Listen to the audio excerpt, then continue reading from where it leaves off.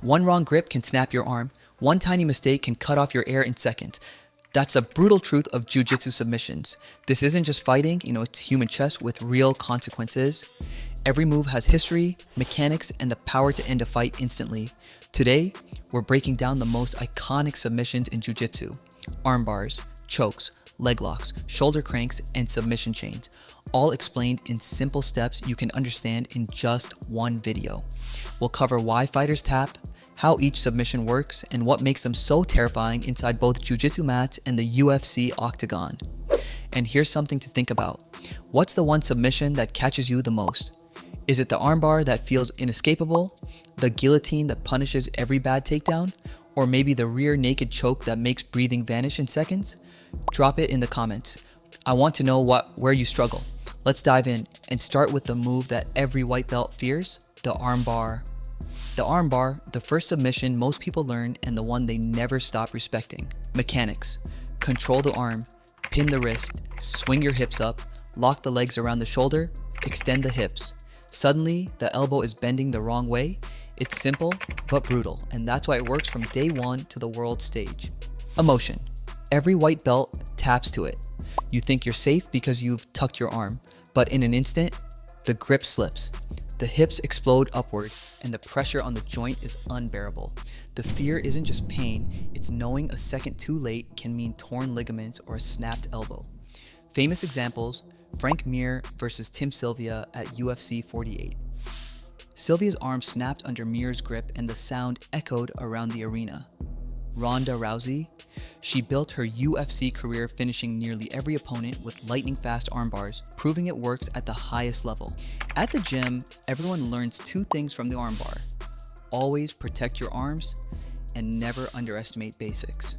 Engagement. Cue: have you ever been caught in an armbar during training? Did you feel the elbow stretching before the tap? Cliffhanger. If locking an arm feels terrifying, imagine being strangled by someone's legs.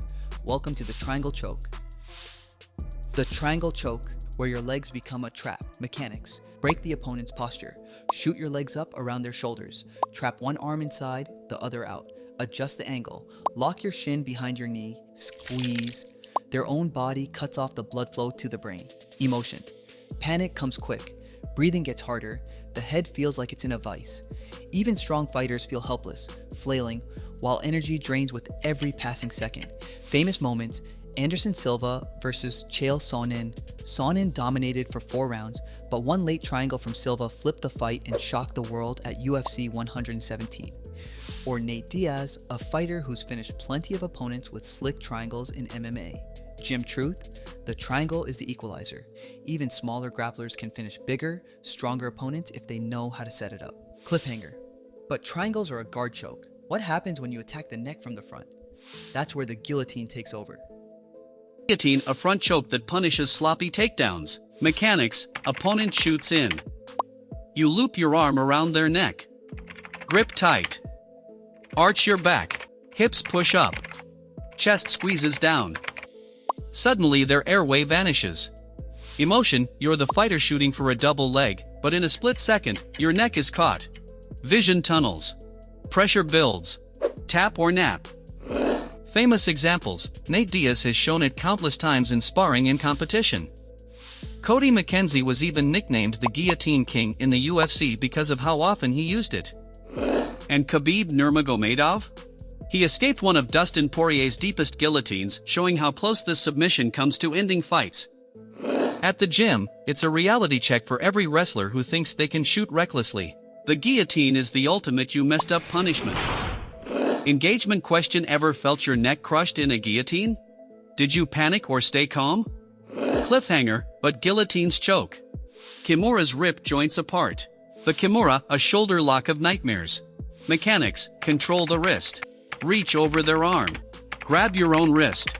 Twist the shoulder behind their back. Torque builds fast, joints don't bend that way. Emotion: being caught in a Kimura is like being handcuffed to pain. The arm is pinned, mobility gone, and the burning sensation in the shoulder grows until tapping is the only option. Famous users: Kazushi Sakuraba, the legendary Gracie hunter, used Kimuras to beat members of the Gracie family, proving technique could overcome reputation. Roger Gracie, one of the greatest ever, also used it to dominate. In MMA, it's one of the few submissions that doubles as both control and finish. Fighters use Kimuras not just to submit, but to sweep and reverse positions. Engagement question: do you think Kimuras are scarier in GI or no GI? Cliffhanger: but if Kimura is feared, the true king of submissions is still coming, the rear naked choke. The rear naked choke. The king of Jiu-Jitsu submissions. Mechanics: take the back. Lock your hooks. Use a seatbelt grip. Slide the arm under the chin. Grab your bicep. Hand behind the head. Squeeze. It's over. Emotion: no arms left to fight. No legs to kick. Just pressure on the neck. Blood flow stops. In seconds, consciousness fades. Fighters describe it like drowning on dry land. Famous users: Damian Maia built his career on taking backs and finishing with RNCs. Charles Oliveira, the UFC's all-time submission leader, used it repeatedly, making it his signature weapon. Gym reality: every roll ends up here. Beginners and black belts alike know, once the back is taken, survival is slim. Engagement question: who's your favorite fighter with the best rear naked choke finishes? Oliveira? Maia? Maybe even Islam Makhachev? Cliffhanger: but while chokes dominate, sometimes it's the simplest joint locks like the Americana that teach control. The Americana: simple, old school, but still effective. Mechanics: pin the wrist to the mat. Slide your arm under their elbow. Push the forearm toward the head. Shoulder screams. Emotion: it's often the first submission you land as a beginner. That thrill of control sticks with you forever. Famous examples: Royce Gracie in the earliest UFCs, showing that even simple techniques could dominate against untrained opponents. At the gym, it's less common at higher levels, but every fighter remembers their first Americana tap. Cliffhanger: but when legs are involved, things get far more dangerous. Heel hooks can end careers. The heel hook: the most dangerous submission in modern grappling. Mechanics: control the foot. Trap the knee. Twist the heel. Pressure rips through ligaments in the knee. Damage happens before you feel pain. Emotion: fear. Pure fear. That's why gyms often restrict heel hooks for beginners. One wrong reaction and an athlete's career is gone. Famous revolution. John Danaher's Death Squad: Gordon Ryan, Gary Tonon, Craig Jones showed that leg locks aren't cheap tricks, but high-level weapons. They turned heel hooks into a mainstream threat in both no-GI grappling and MMA. In UFC, fighters like Ryan Hall and Rousimar Palhares used leg locks to end fights dramatically. But controversy followed, especially Palhares, who held on too long. Engagement question: should heel hooks be legal at white belt competitions? Or should they stay restricted? Comment below. Cliffhanger: but while leg locks terrify in no GI, the GI has its own assassin move, the bow and arrow choke. The bow and arrow choke, the sharpest weapon in GI Jiu-Jitsu. Mechanics: grip the opponent's collar. Control their leg. Pull the lapel across the neck. Twist your body like drawing a bow. The choke tightens instantly. Emotion: opponents describe it as having their torso split in two, no breath, no space, total panic. Famous uses. It's a staple in IBJJF World Championships, one of the most successful submissions in high-level GI competition. At the gym, anyone who trains in GI eventually feels the crushing squeeze of the bow and arrow. Cliffhanger: but Jiu-Jitsu isn't about single moves, it's about linking them together. Submissions aren't just fight enders. They're lessons. Every armbar teaches respect for positioning. Every choke teaches patience and timing. Every escape builds resilience. Jiu-Jitsu is endless. And that's why we love it. There's always another trap, another escape, another lesson. Now, I want to hear from you. What's your go-to submission? The one you trust when the roll gets tough? Drop it below.